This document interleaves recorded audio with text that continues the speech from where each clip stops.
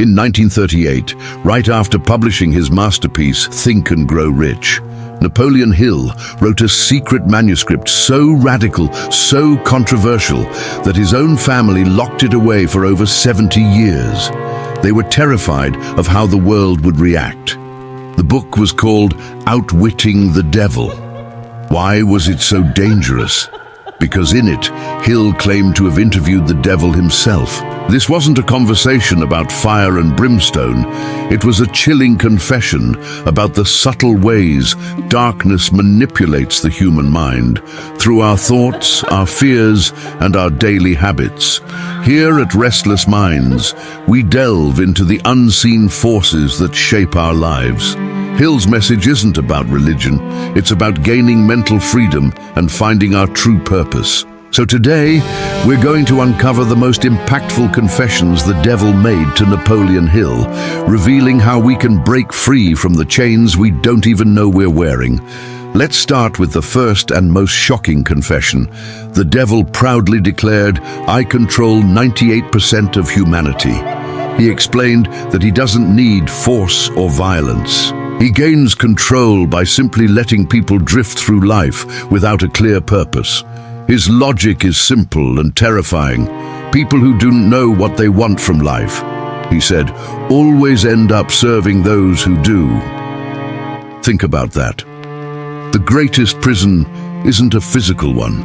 It's a life lived without direction. Next, the devil revealed his primary source of power. Confession number 2, I feed on negative thoughts. He described how feelings like fear, anger, doubt, and guilt are his nourishment. Every time we indulge in a negative emotion, we are unknowingly making him stronger. He admitted, "My greatest joy is watching a human being destroy themselves with their own thoughts." This puts the power right back in our hands. Our mind can be a garden or a wasteland, and we are the ones who decide what grows there. This leads directly to his favorite tool. Confession number 3. Fear is my greatest weapon. The devil explained that he uses fear, specifically the fear of poverty, criticism, ill health, and death, to paralyze people. He said, "When a person fears, they stop thinking critically, and when they stop thinking, they belong to me." Fear short-circuits our ability to reason, to dream, and to act.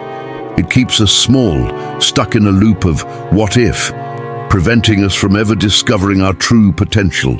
The devil then described his ideal target. In confession number 4, he said, "I control the drifters, those without purpose." He calls them drifters, individuals who live reactively, floating from one circumstance to the next without a definite aim.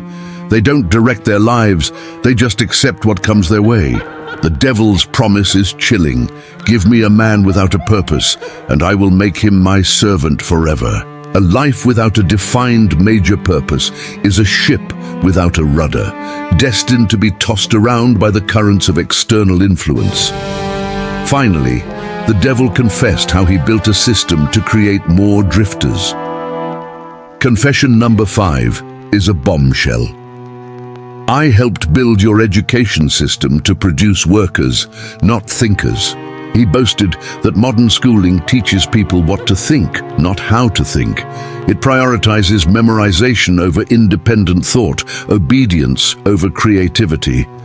"I have taught humans to memorize facts," he bragged, "not to think for themselves." This system produces compliant employees who follow instructions, not visionary leaders who challenge the status quo. The goal was never to empower you. It was to make you a predictable part of a machine. Have you ever felt trapped by your own routines? Like you're stuck in a loop you can't break? There's a powerful reason for that. Napoleon Hill, in his controversial book Outwitting the Devil, shared a conversation that exposes the invisible forces holding us back.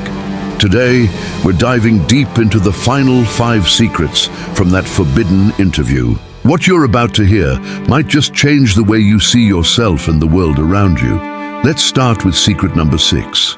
The devil boasts, "Habit is my invisible chain." Think about that.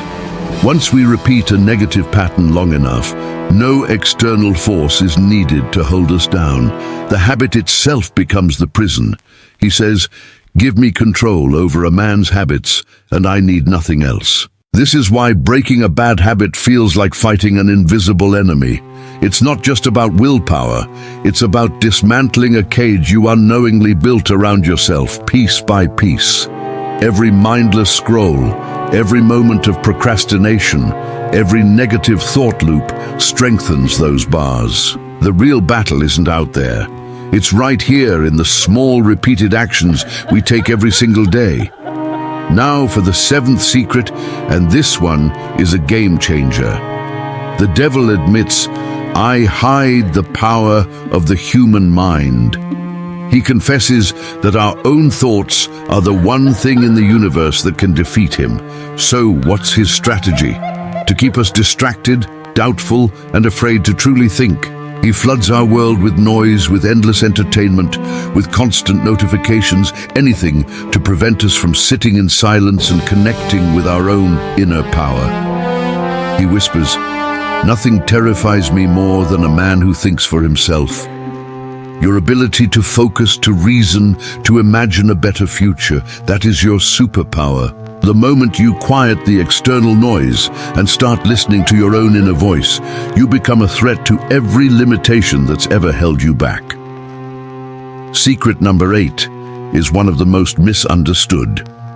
The devil reveals, misused sexual energy is one of my best weapons. Now this isn't just about physical desire. Hill describes this energy as the very essence of our creative force, the fire that drives ambition, art, and innovation. The devil's trick is to take this powerful creative drive and twist it into guilt, shame, and obsession.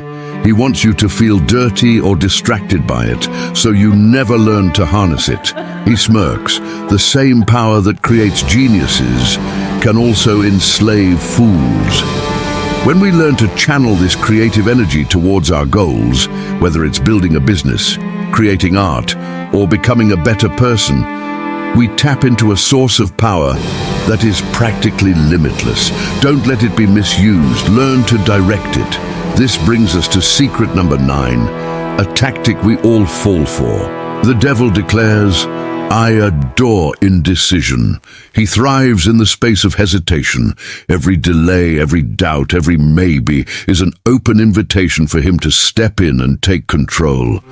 While you're weighing the pros and cons for the 10th time, fear and doubt are busy building walls around your dreams. As he puts it, while man wonders if he should act, I act in his place. Indecision is the silent killer of opportunity.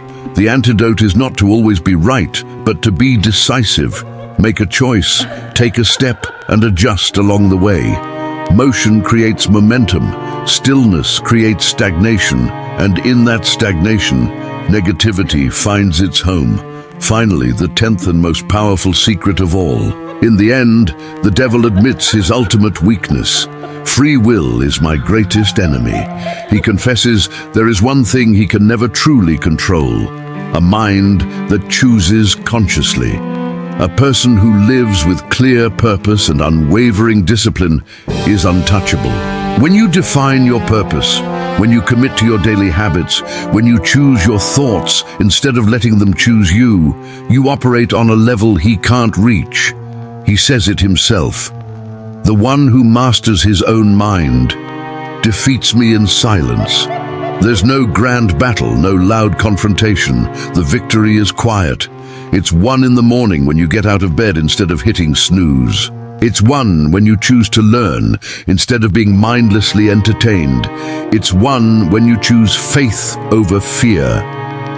Hill's incredible interview reminds us that this devil isn't some creature with horns and a pitchfork waiting for us in the shadows.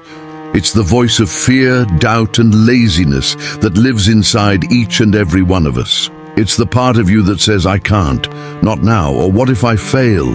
But the beautiful truth is, you hold all the power. The moment you decide to control your thoughts, focus your energy, and live with a defined purpose, you don't just outsmart the devil, You transcend him.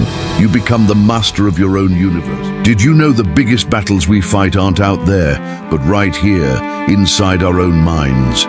Napoleon Hill wasn't just talking about theories. He held up a mirror to our everyday struggles. Think about it. Fear, doubt, endless distractions, that nagging ego. These are the very chains that keep us from reaching our true potential. But there's a group of people who refuse to be held back. They are the restless minds. They don't just accept things, they question them. They don't just dream, they take action. They are the architects of their own destinies. If this resonates with you, if you feel that fire inside, I want you to declare it. Drop a comment below saying, "I choose purpose over fear." Because the only prison that truly exists is the one we build in our minds. It's time to break free. Let your restless mind guide you. Thanks for watching, and don't forget to subscribe for more.